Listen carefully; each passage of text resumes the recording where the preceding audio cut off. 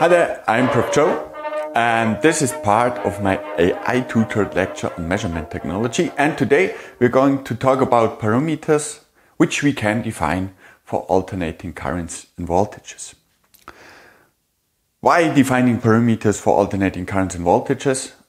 Easy said, always talking about the time-dependent signal is a complex task. Sometimes we only want to know about the power exerted by our alternating current. Especially the power is important.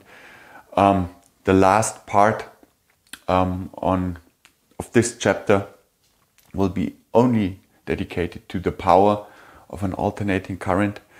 And on the other hand, sometimes we only want to have those special values which define our alternating current and not having the whole function itself. So it makes it easier to talk about alternating currents and to get insight into those alternating currents. Okay, having said so, our standpoint is, you remember, it's enough to talk about sines and cosines. So we are legitimate to only think about a sine function. And now we can start to define some important parameters, starting with the peak value.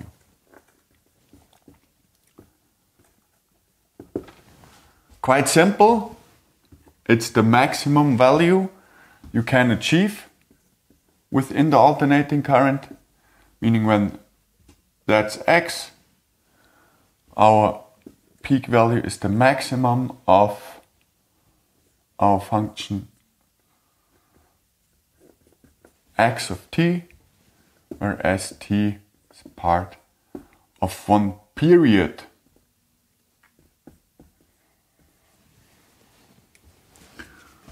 Okay.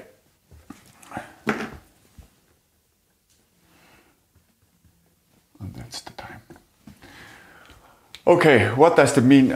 Simple said, yeah, we have a sine, so there's some amplitude of that sine, and that's the amplitude. And for sure, that's an important value because it's the maximum voltage or the maximum current which could be applied in our system. That's important information. Sometimes our resistor only can cope with a certain current flow or a certain voltage before it distracts itself or before it gets distracted. So it's important to know the maximum voltage applied to that thing in order to not destroy it, in order to do no harm to our electrical circuit. So important information. Moreover, it gets us very much one of the main details of our sine function, the amplitude. The other detail is the time period, which is part of that also, which tells us something about the frequency our sine has. Okay, important parameter. The next parameter which can be defined is the equivalent value. Now, what is that all about? It's just the integral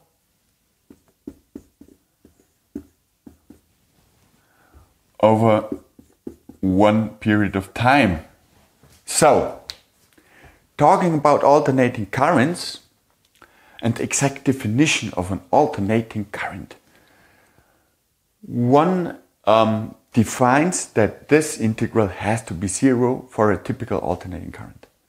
Meaning, when using our oscilloscope to measure something, that hasn't to be zero. An arbitrary signal does not produce zero for that equivalent value, or does not have to produce zero for that equivalent value. But whenever you have an electrical device talking about alternating current, and all the alternating currents out there which are used in our households, hold that definition that this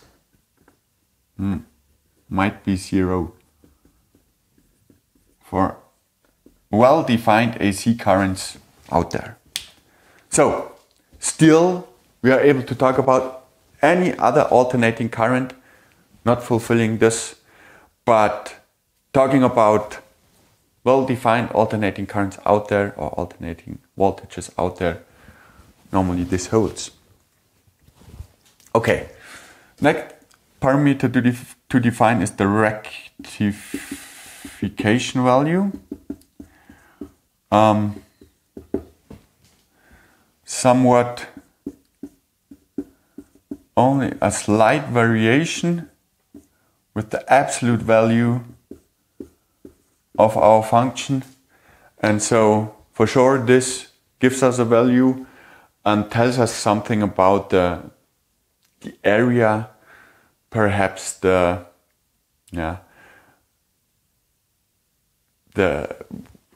overall value of our sine or cosine function, or of our arbitrary alternating signal, meaning that indeed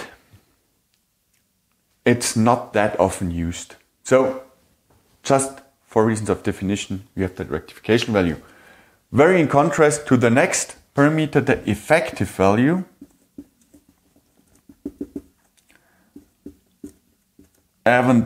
Often denoted as the RMS, which is, you see, we only write down the x.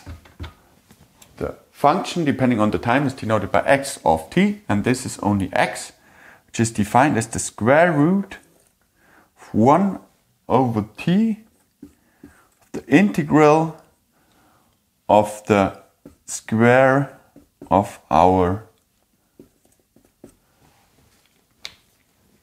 signal. What is that for? Let's denote that. It's for measuring the power of our alternating current. That's an important number because it tells us how much power can I consume from that alternating voltage, more or less. So it's not right away the power of our signal, but it's very tightly correlated to the power. But we will talk about that in the part talking about power of an alternating current.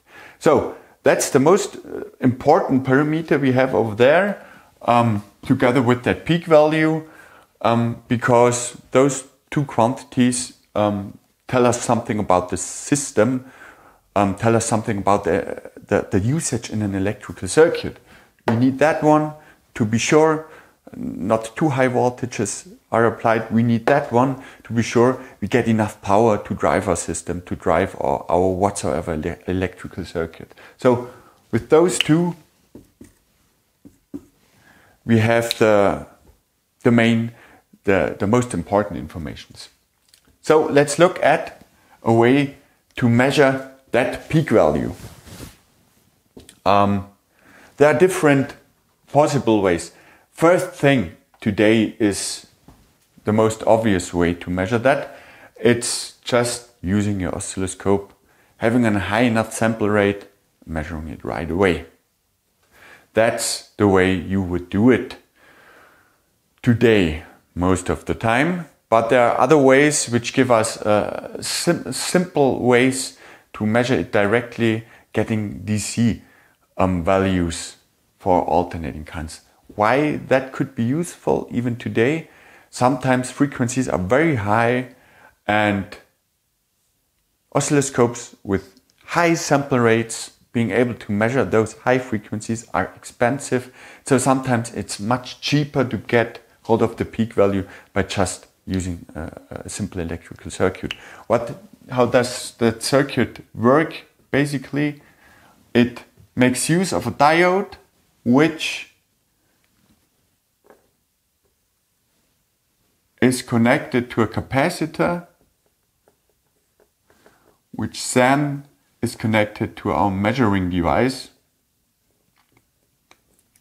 over here. So, looking at that, one wonders how that works, but the principle is quite easy. When there's some current flowing along here, in direction of the diode, meaning the diode lets the current flow, that capacitor will be loaded, and that voltage of the capacitor is directly measured with our measurement device. So, assuming that we have a perfect measurement device with an internal resistance, which is infinite, we know that that capacitance won't deload because it can't deload over our measurement device, and it can't deload over that diode because that diode blocks in the other direction. So it will keep all the loads, all the current on it, and will hold the voltage, which can then be measured by the measurement device. Now, whenever that current flows in the other direction or tries to flow in the other direction, that diode blocks. So there are several aspects in the way of measuring that peak value in this way. First thing, we don't have perfect measurement devices.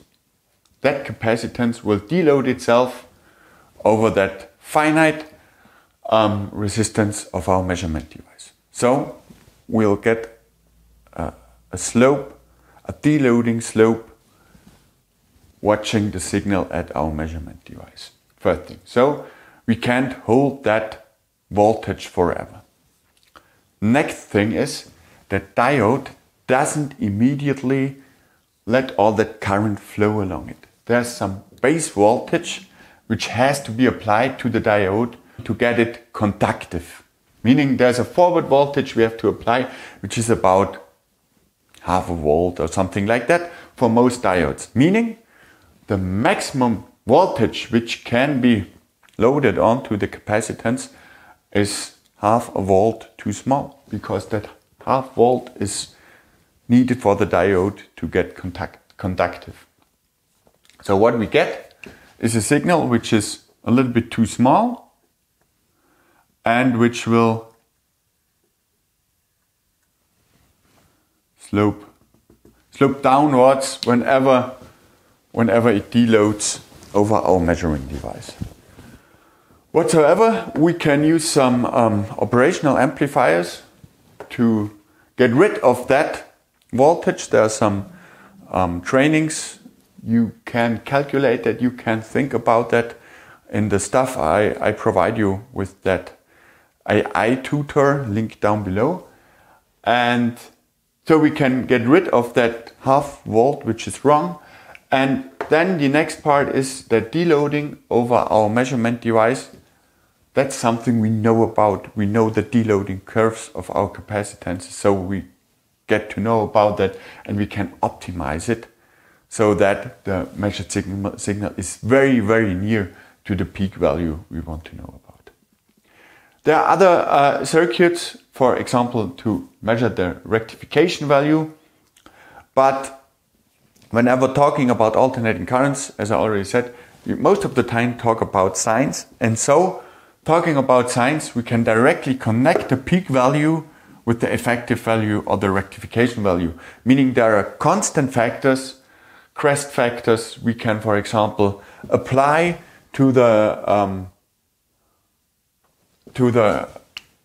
peak value in order to get our effective value. For example, there's this crest factor which connects the peak value to the effective value, which is 1 over